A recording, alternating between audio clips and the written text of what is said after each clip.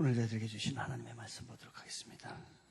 구약성경 창세기 50장입니다. 창세기 50장 15절부터 21절까지 말씀입니다.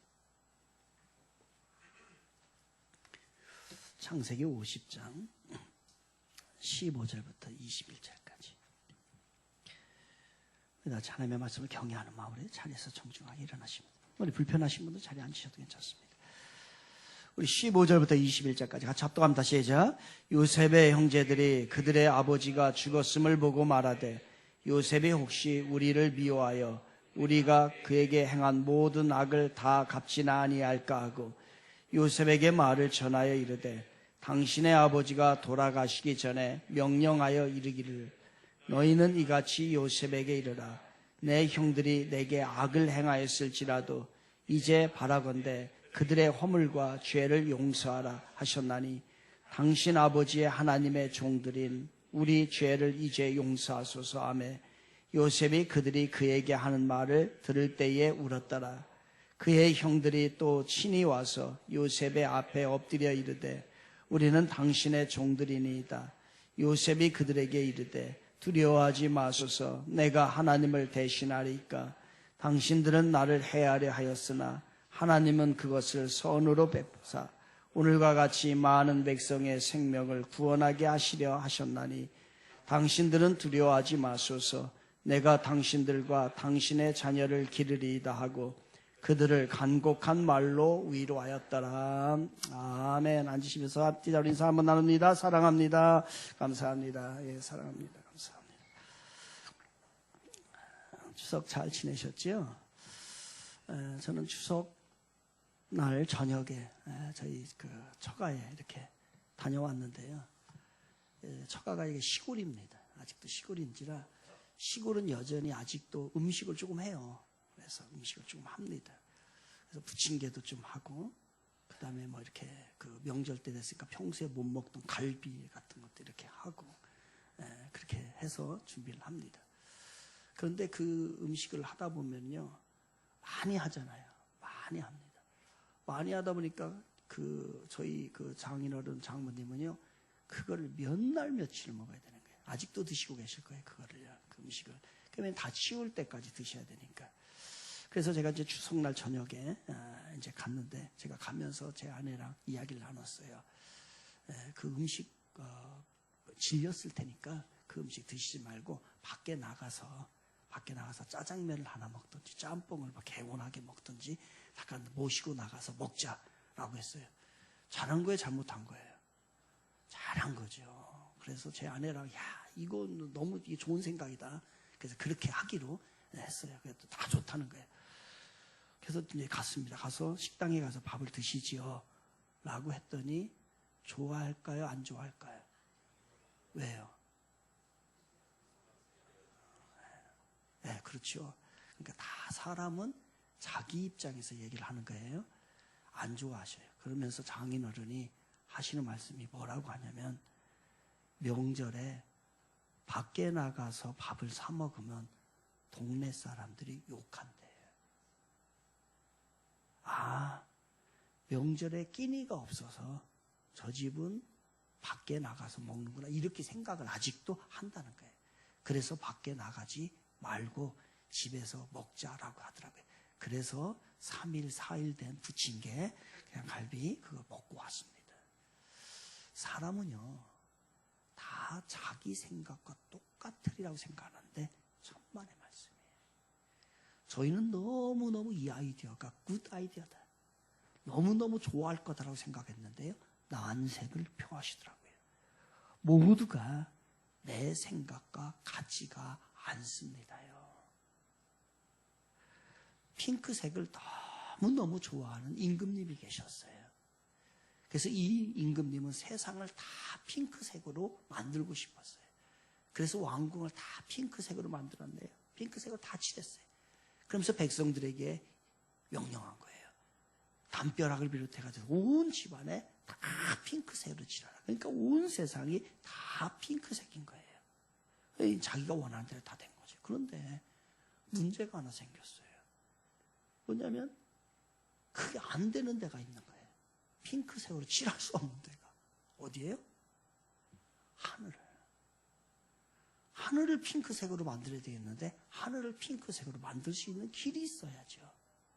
그래서 아주 똑똑하다가는 현자를 하나, 그 나라의 가장 똑똑한 현자를 하나 불렀습니다.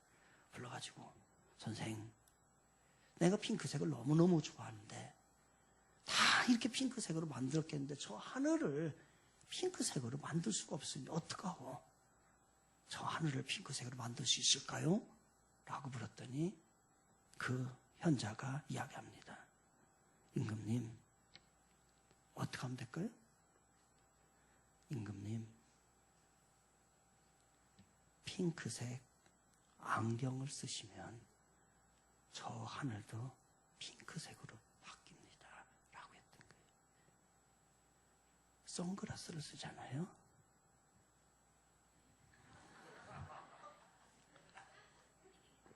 저도 멋있어 보이고요. 여러분도 멋있어 보여요. 이거 쓰잖아요. 김미옥 집사님이요. 30대로 보입니다. 벗잖아요. 70대로 보여요. 주종철 집사님 뱃살이 하나도 안 보여요. 선글라스를 끼고 보면 온통 세상이 지금 다 검해요. 여러분, 이게 선글라스의 함정입니다. 우리가 아마 선글라스 함정에 빠져 있을지도 몰라요. 내가 세상을 볼 때에 이 선글라스를 끼고서 쳐다보는 겁니다. 내가 원하는 색깔을 가지고서 이 세상을 보는 거죠. 그런데 이것을 벗으면요, 세상이 제대로 보입니다. 요즘 우리나라가 조국 법무부 장관의 임명에 대해 찬성과 반대의 의견이 있습니다.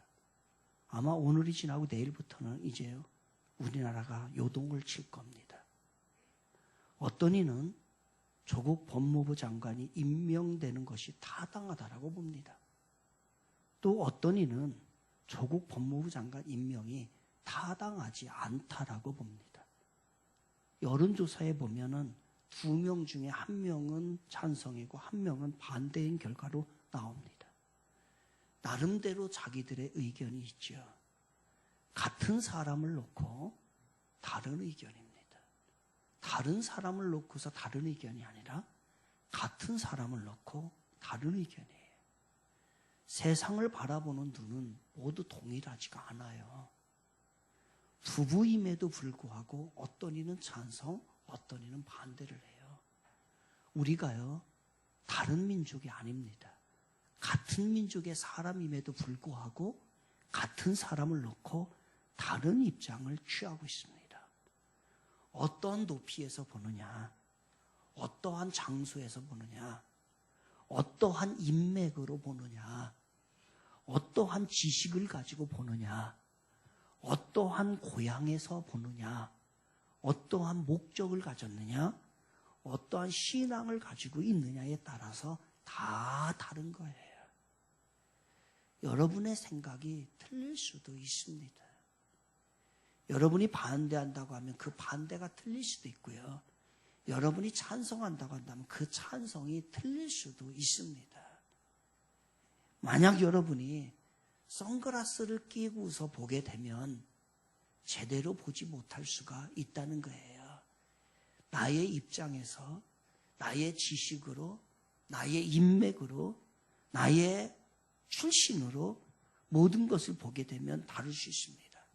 그래서 우리는, 인간은요, 내 시야로, 내 관점으로, 내 눈으로 세상을 보면요, 다 잘못되는 건 아닙니다.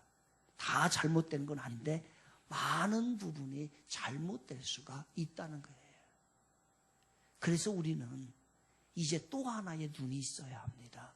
그것은 뭐냐면 하나님의 눈인 거예요. 하나님의 시가, 하나님의 관점은 어떨까? 이거를 늘 생각을 해야 오류가 없고 정확한 길을 갈 수 있고 실수를 많이 줄일 수 있게 되는 겁니다. 사무엘하 20장에 보면 세바라고 하는 사람이 나와요. 이 세바라고 하는 사람이, 지금 세바라고 하는 사람이 있을 때의 왕이 누구냐면 다윗입니다. 다윗이 왕이에요. 그런데 이 세바는요, 다윗이 싫다는 거예요. 다윗 왕이 물러나야 된다는 거예요. 다윗의 집안에서 왕 되면 안 된다는 거예요. 그래서 이 세바가 반역을 일으킵니다. 사람들을 동원을 합니다. 저 왕을 끌어내리고 새로운 왕을 해야 합니다. 라고 세우기를 간절히 원해서 사무엘하 20장에 세바의 반역 사건이 성경에 등장합니다. 세바는 왜 반역을 했을까요? 왜 지금 잘하고 있는 다윗 왕, 그 왕권에 대해서 도전을 하고 있을까요? 세바는 왜 도전을 하고 있어요? 단 하나예요. 세바가 왕권에 도전한 하나는 뭐냐면요, 자기 출신이 아니라는 거예요.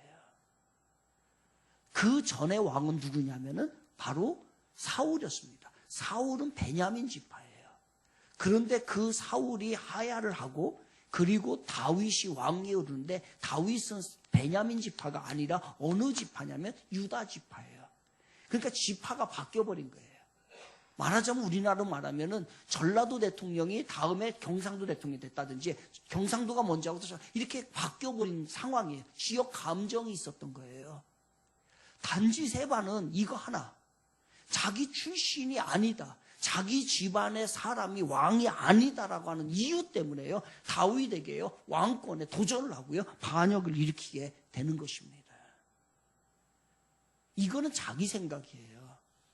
그러면 중요한 것은 이렇게 하게 되면 실수를 한다니까요. 이렇게 하게 되면 정말이 좋지 않아요. 문제가 발생을 해요. 그래서 우리에게는 하나님의 눈이 필요한 거예요. 세바는 여기서 한 번 정도는 생각을 했어야지. 뭐를요? 도대체 하나님은 어떤 계획을 가지고 계실까?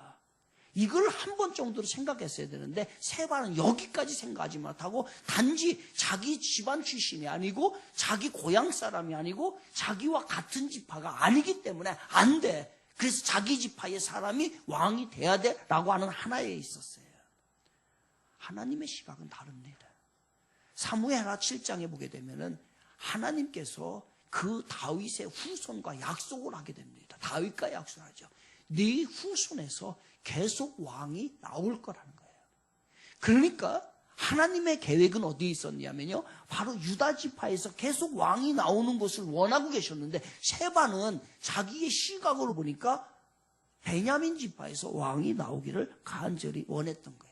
그러니까 자기 뜻대로 안 되잖아요. 자기의 눈으로 보니까 잘못된 거잖아요. 그래서 그가 반역을 일으켜요. 반역을 일으키고 그 반역이 성공하겠습니까? 실패하고요. 나중에는 이 세바가 군중들에 의해서 처참하게 죽고 마는 아주 비참한 결과를 가져왔다는 거예요. 여러분, 그렇습니다. 우리가 나의 시야로만, 나의 눈으로만, 나의 관점으로만 세상을 보게 되잖아요. 이러한 일들이 얼마나 많은지 모릅니다. 살다 보면요, 이유 없이 여러분 힘들 때가 있어요. 저도 그래요. 그리고 이유 없이 짜증이 나요. 뭐 주위가 아무런 나한테 잘못한 것도 없고 무슨 그 문제가 발생한 것도 아닌데 그냥 짜증이 나버려요. 기쁨이 없어요. 어떻게 해야 합니까? 왜 이렇게 된 거예요? 왜 갑자기 기쁨이 다 사라지고 왜 짜증이 나고 삶이 힘들고 그냥 살기도 싫고 그런 마음이 왜 우리들에게 드는 거예요? 이때는 이런 마음이 들잖아요. 하나님께서 여러분에게 주신 사인이에요. 무슨 사인이요? 멈추라는 거예요. 멈춰요. 짜증이 나고 힘들고요, 기쁨이 사라지잖아요. 계속 가면 안 됩니다. 계속 가면 더 그래요.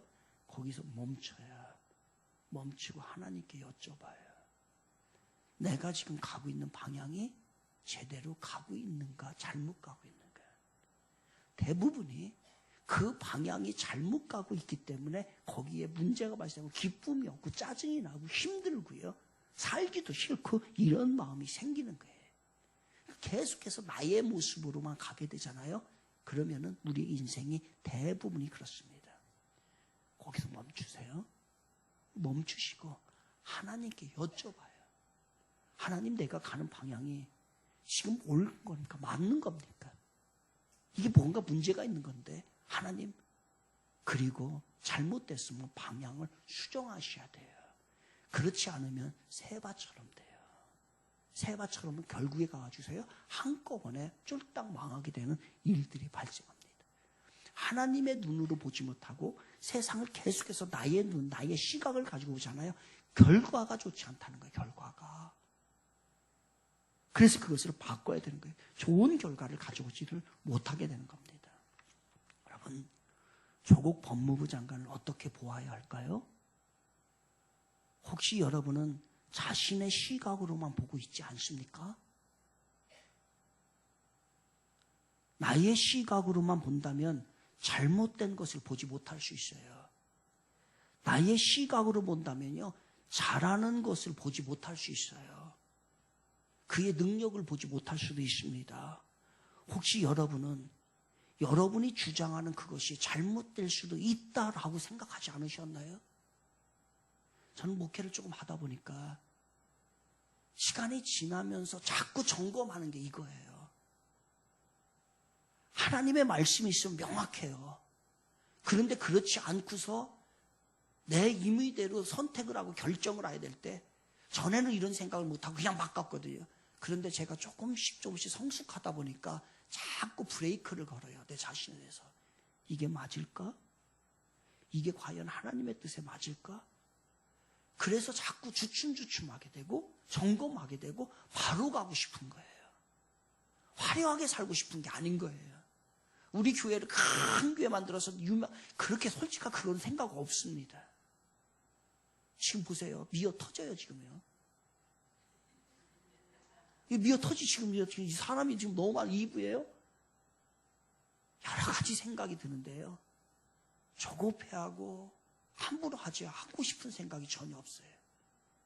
이것에서 만족한다고 한다면 저는 평생 이렇게 갈 거예요. 그게 하나님의 뜻이라고 한다면. 자꾸 점검하셔야 돼요. 여러분의 주장이 그릇될 수도 있다는 거예요.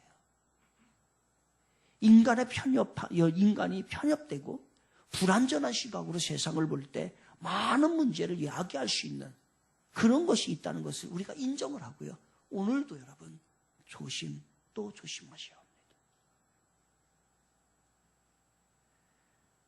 지금은 어느 때보다도 우리나라가 사람들의 한 사람의 주장과 의견, 시각이 중요한 시점이 아닌 것 같아요. 지금은 어느 때보다도 하나님의 관점과 하나님의 시각이 하나님이 우리나라를 보는 그 눈이 어느 때보다도 중요하다고 생각을 합니다. 그래서 저는 이렇다 저걸 이걸 지지하다 이런 설교는 설교가 아닌 거예요. 그거를 이야기하는 게 아니라 최소한 우리 그리스도인이라고 한다면 하나의 결정을 할 때, 나라에서 큰 결정을 할 때 최소한 무릎을 한번 꿇고 하나님 앞에 이게 옳습니까? 이게 그릅니까? 진지하게 하나님과 대면 한번 해보고 그리고 나서 내가 이것을 비판을 하든 이것을 찬성을 하든 최소한도로 우리와 이 작업을 최소한 해야 되지 않는가라는 생각이에요. 이 작업이 최소한의 작업도 하지 않고서 무작정 나의 시각으로만 나의 입장으로만 지지한다든지 반대한다든지 이런 것은 하나님의 입장에서는 옳지가 않은 겁니다. 세바는 자기의 눈으로 자기 시각으로 살다가 실패한 인생이에요. 그런데 반대의 사람이 있어요. 사도행전에 보게 되면 고넬료라고 하는 사람이 있습니다. 이 고넬료라고 하는 사람은 그 당시 로마의 백부장입니다. 그러니까 로마의 장교예요, 장교. 그 당시 로마의 군인하면은요, 정말로 진짜 날아가는 새도 떨어뜨린 거예요. 거기다가 백부장 장교니까요, 말할 수 없는 권세를 그 시대 최고의 권세를 가지고 있었던 거. 떴다 하면 그냥 다 그냥 두려워했던 거죠. 그런데 하나님이 고넬료에게 뭐라고 말씀하신지 아십니까? 저 베드로를 청하라는 거예요. 베드로는 무지한 어부였었고 권세가 하나도 없었고요. 아주 소박한 사람이었습니다. 그런데 그 사람을 청해라는 거예요. 이거는 그 상황의 시츄에이션으로는요, 이게 이게 어긋나는 거예요. 말도 안 되는 상황이에요. 있을 수도 없는 상황입니다. 그런데 하나님이 그렇게 하라는 거예요. 여러분 어떡할까요? 내 시각과 철저히 반대되고 하나님이 명령하신 것이 내 생각과 전혀 반대되고 내 주장과 내가 경험한 것과 전혀 반대된 일을 하나님이 명령하신 거예요. 그런데 고넬료는 하나님의 시각을 가지고 있었던 사람이에요. 뜻이 있겠지. 뭔 이유가 있으시겠지. 라고 하면서 거기에 철저하게 순종합니다. 그랬더니 그 베드로를 초청해가지고서 아주 얼마나 수지를 맞는지요. 그 순간에 자기네 집안의 모든 식구들이 다 성령 받고요. 그리고 다 예수 믿고요. 여러분 그거보다도 더 큰 축복이 있나요? 여러분의 자녀가 다 예수 믿고요. 아멘 안 하네. 돈이나 좀 벌게끔 해야 좀 아멘 나오지. 여러분 그게 축복이 아니에요. 우리 가족이 다 성령의 인도함을 받고 그리고 예수를 다 믿고 주님이 원하시는 대로 그렇게 살아가는 거. 이게 바로 진짜 축복이에요. 제가 보기에는 많이 가져서 그렇게 올바르게 사는 사람 많이 없어요. 그렇지 않아요. 바로 하나님의 관점으로 고넬료가 보았던 거예요. 그래서 베드로를 영접을 했고 그리고 그것을 인해서 최고의 축복, 이 세상에서 누릴 수 있는 최고의 축복을요 베드로가 다 받았던 거예요. 여러분 신앙이 뭘까요? 신앙은요 나의 관점을 내려놓고 내가 쓰고 있는 이 선글라스를요 벗는 거예요. 벗으면은 제대로 보입니다. 제대로 보여요. 편협된 마음, 어리석은 생각으로 보아왔던 것들이 이제 하나하나 벗어지게 되죠. 그리고 나서야 끝에 가서 깨닫게 되는 거예요. 아, 그거였구나. 한 2, 3일 전인가는 전화가 왔어요. 문자가 왔거든요. 문자가 왔어요. 도저히 문자 올 사람, 와서는 안 되는 사람인데 문자가 왔어요. 목사님 잠깐 뵙자고 그러시냐고. 목양실로 오시라고. 그래서 저녁 5시에 잠깐 만났는데요. 누구냐면 작년에 우리 교회에서 문란을 일으키고 힘들게 했던 사람들 있잖아요. 그 사람들이 나갔는데 그 중에 한 사람이에요. 한 사람이 찾아왔어요. 저를. 찾아와가지고 목사님 죄송합니다. 그런데요. 그때는 몰랐어요. 그들의 얘기 들어보니까 그게 다 옳더라는 거예요. 그리고 나서 자기도 거기서 나온 거예요. 다 나왔잖아요. 사람들 다 나왔잖아요. 그리고 나서 보니까 하나님의 뜻이 무엇이고 벗어나서 보니까 그때서야 알겠더라는 거예요. 그래서 지금은 거기를 벗어나니까 지금은 마음이 너무너무 편하고 여러분 그거예요. 신앙의 성숙이라는 것이 나의 관점만 가지고 있으면은 이게 안 됩니다. 편협해지고요. 하나님의 관점을 가질 수가 없어요. 그래서 진리를 깨닫지도 못하고 바른 선택을 하지 못하고 그렇게 되는 거예요. 그래서 우리는 하나님의 관점, 하나님의 시가 필요합니다. 선글라스를 벗으십시오. 특별히 여러분이 어렵고 힘든 상황에서 우리나라와 지금같이 난세의 상황에서는 선글라스를 벗어야 합니다.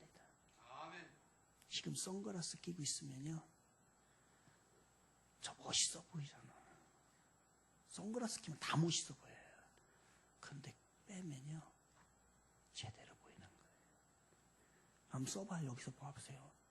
뱃살 하나도 안 보여요. 다 이뻐 보여요. 벗어요. 그래야 하나님의 시각을 가질 때 제대로.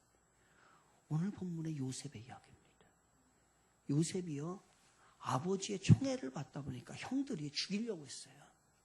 죽이려고, 진짜 죽이려고, 동생을 죽이려고. 그런데 죽이지까지는 못해요. 하나님이 간섭하시니까 죽이지까지는 못하고 어떻게 하면 노예로요 팔아버리게 됩니다.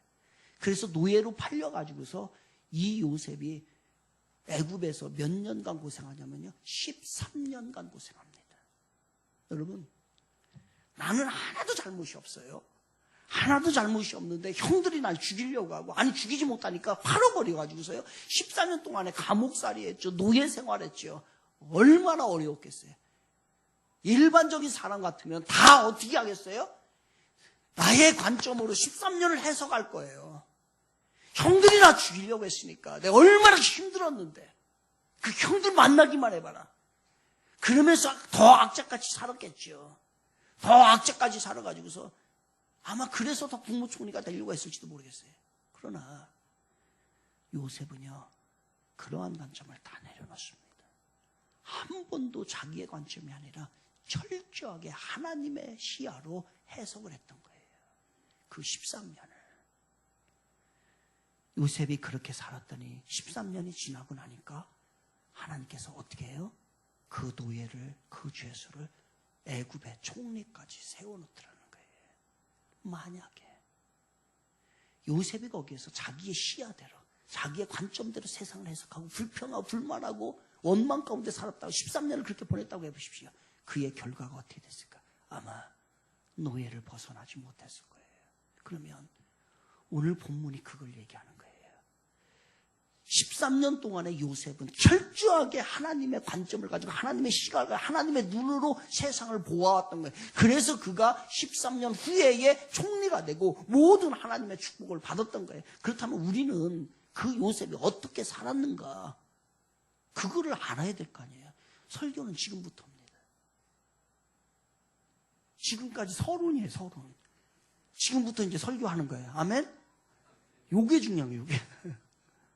간단하게 얘기할게요. 요셉은 어떠한 시각을 가졌을까? 오늘 본문에 보게 되면요, 자주 등장하는 단어가 있는데 그 단어 중에 하나가 용서예요. 용서. 여러분, 요셉은 철저하게 용서였습니다. 이 땅에는 복수가 난무해요. 복수가. 정치판을 보면 복수 혈전이에요. 제가 보기에는. 한 대 맞으면요, 2대 때리라고 가르칩니다. 한 애들이 맞고 와보세요. 또 다 2대 때려요. 그래서 다음 주부터요, 당장 내일부터 태권도 학원 보내잖아요.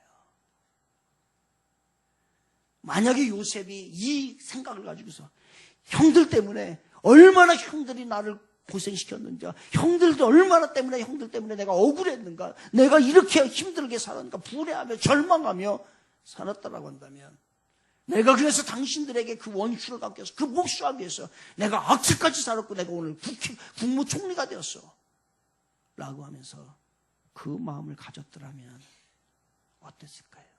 그리고 그들에게 복수했더라면 아마 요셉은 잠깐은 속 시원했겠죠.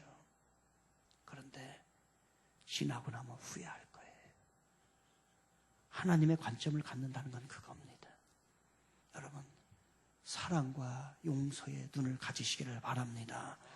미움과 원망과 그러한 선글라스를 벗으시고, 그런 관점을 벗으시고 주님의 관점으로 사랑하고 용서할 수 있는 마음이 우리가 살아날 수 있는 방법인 거예요. 더 나아가서 요셉 어떻게 해요? 그 형들을 죽입니까? 한마디도 원망하지 않아요. 그리고요, 더 나아가서는 그 형들에게 땅을 사서 줍니다. 땅까지 다 준비해서 땅까지 줍니다. 이게 바로 하나님의 관점이에요. 신앙의 관점으로 세상을 보는 거예요. 그런데 이 요셉이 여기까지 오는데 몇 년 걸렸다고요? 13년 걸렸어요. 13년. 여러분, 행복하게 13년을 보내는 건 쉽겠지만 노예로, 죄수로 13년 보내는 건 어려웠을 거예요. 그런데 이 13년을요, 요셉은 하나님의 뜻을 이루며 철저하게 삽니다. 때때로 하나님의 뜻을 알기까지 시간이 걸려요. 사람이 성장하기까지는 시간이 걸립니다. 기다리세요. 지금 기도하는 거 기다려요. 조급해하면 안 됩니다. 기다려요. 기다리면 때가 되면 하나님이 허락해 주실 거예요. 시카고의 한 노인의 이야기를 하고 마치겠습니다. 시카고에 한 노인이 있었는데 그 시카고 교회를 다녔어요. 교회를 다녔는데 이 할아버지가 목수 일을 했습니다. 그러니까 그 교회에서 무슨 일을 하냐면 중국의 고아원에다가 옷을 보내는 일을 했어요. 이 교회에서. 그래서 그 할아버지가 목수인지라 이제 상자를, 나무 상자를 이렇게 짜는 겁니다. 잘 짜가지고 거기다 옷을 넣어가지고서 이제 컨테이너로 해가지고서 이렇게 보내는 거예요. 그 일을 이제 감당을 하게 된 거죠. 그래서 옷을 이제 다 담았습니다. 그리고 이제 박스를, 이제 상자를 짰죠. 그리고 나서 이제 툭툭툭툭 박았죠. 박고 났는데 이 할아버지가 자기가 아끼고 그리고 큰맘 먹고 장만한 안경이 없는 거야, 안경. 이 할아버지가 눈이 안 좋아져 가지고서 큰맘 먹고 그걸 하나 준비를 했거든요. 어디 갔는지를 모르는 거예요. 얼마나 마음이 아프던지 자기 비참한 거죠. 안경도 안경이지만 자기 자신에 대해서 비참한 거예요. 늙으면 죽어야지 라고, 내가 이렇게 정신이 없구나, 이제는 내가 이제 쓸모없는 인간인가 보다 라고 하면서 자학을 하면서 그렇게 집으로 돌아왔습니다. 그리고 세월이 몇 년 흘렀네요. 흐르고 난 다음에 공교롭게 그 중국의 고아원에 하고 있던 그 원장님이 시카고에 온 거예요. 시카고에 와가지고서 자기네 교회에서 저녁 예배 때에 이제 간증을, 이제 말씀을 전할 기회가 있었습니다. 그랬더니 그분이 이 시카고 교회에서 옷을 보내줬잖아요. 그러니까 옷을 보내준 거에 대해서 너무너무 감사합니다. 감사합니다. 이야기하는 거예요. 그러면서도 그러나 그 중에서 제일 감사한 일은 안경을 보내주신 것입니다. 얘기하는 거예요. 안경이 거기에 들어가 있던 거예요. 알고 보니까 그 원장님 갑자기 공산당원들이요 급습을 해버렸네요. 그래가지고서 그 고아원이요 뭔가 문제가 있어요. 그 기물을 파괴하고 그러다가 그 공산당원 중에서 한 분이요 그 자기 원장님의 그 안경을 밟아버린 거예요. 여러분, 안경을 쓰다가 안경을 안 쓰면 어떻게 되는지 아시죠? 일단 잘 보이지 않거니와 이게 두통이, 이게 어떤 사람은 두통이 심합니다. 이게 쓰다가. 그러니까 이 양반이 몇 년 동안에 너무 힘든 거예요. 보이지도 잘 않지. 책을 볼 수 있나, 멀리 거 볼 수 있나. 그리고 안 쓰니까 막 이 난시 때문에 두통이 너무너무 심했던 거예요. 그래서 이 원장님이 기도를 한 거예요. 하나님, 안경 좀 하나 주세요. 안경 좀 하나 주세요. 하나님 앞에 간절히 기도했네. 그랬더니 그 옷상자를 진짜 열어보니까 거기에 안경이 있는 거예요. 그리고 그 안경을 딱 써보니까 자기의 도수에 딱 맞는 거예요. 그 이야기를 듣는데 그 노인이 저 뒷구석에서 몇 년간 나는 쓸모없는 인간이야. 내가 늙으면 죽어야지 라고 하면서 살았던 그 노인장이 눈물을 줄 흘리며 하나님 감사합니다.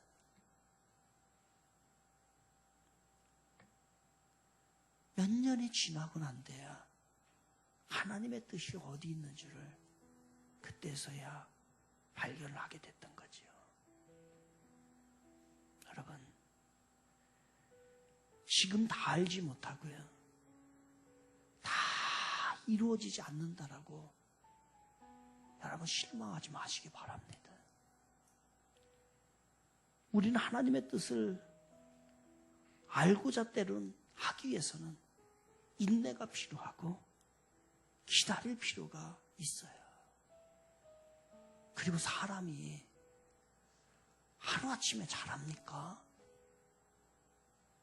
기다려주게 되면, 때가 되면 믿음의 자리에서 성숙한 모습으로 주님 앞에 쓰임받을 줄로 믿습니다. 기다리면 하나님의 뜻 알게 되고요, 그때 가서 감사하게 되고, 그때 가서 영광 돌리게 되고, 아 그랬구나, 지금 답답하신가요, 여러분? 일이 잘 안 돼서 답답하신가요? 기도해요, 기도. 그리고 기대를 해봐요. 하나님 함께 하실 거 기대해봐요. 그리고 기다리시기를 바랍니다. 기도하고 기대하고 기다리면 하나님의 것이 옵니다. 어떤 눈을 가지고 세상을 바라봐야 할까요? 안타깝게 대부분의 사람들이 하나님의 눈으로 세상을 바라보지 못해요. 그래서 조급해하고 조금 나눠주는 거 나눠주지 못하고 용서하지 못하고 얼마나 그런지 몰라요. 자기 형편, 자기 생각, 자기 지식, 자기 편견을 가지고 세상을 바라보기 때문에 그래요. 그러나 하나님의 눈은 인간이 볼 수 없는 것까지 다 들여다보십니다. 가장 올바르고 가장 이상적이고 가장 아름다운 선택, 가장 아름다운 길로 인도해 주실 것이에요. 여러분, 선글라스 벗어요. 여러분이 쓰고 있는 그 선글라스를 벗어야 진짜가 보입니다. 선글라스에는 함정이 있어요. 선글라스의 함정에서 벗어나서 하나님의 눈으로 하나님의 축복을 다 드리는 우리 사랑하는 모든 성도님들 다 되시기를 주님의 이름으로 축원을 드립니다.